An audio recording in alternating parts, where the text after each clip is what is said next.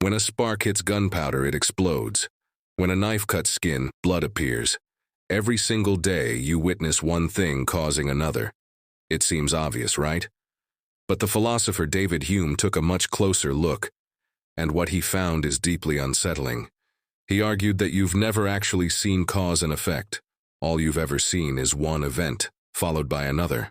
Hume lived back in the 1700s, a time known as the Age of Enlightenment, which was obsessed with reason, logic, and science.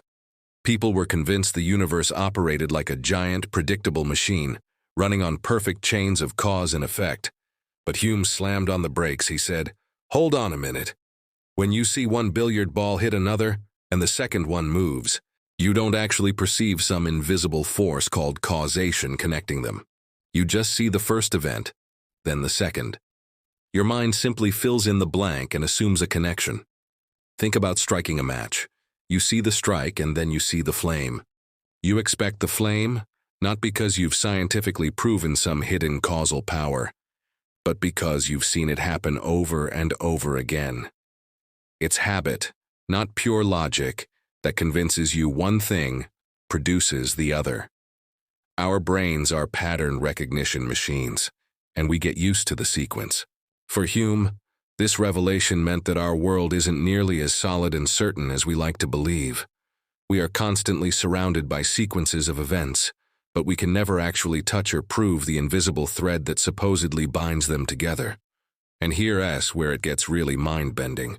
If all we truly know are patterns and repetitions, not fundamental causes, then everything we build on that idea, including science, our ability to predict the future, and even our basic beliefs, rests on a kind of faith.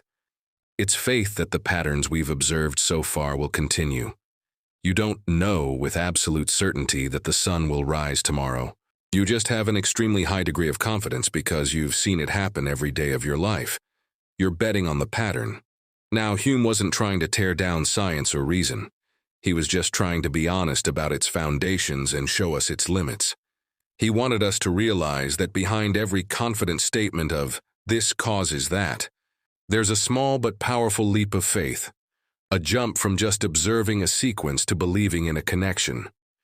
And that very leap, that instinct to create a story of cause and effect, is a fundamental part of what makes us human.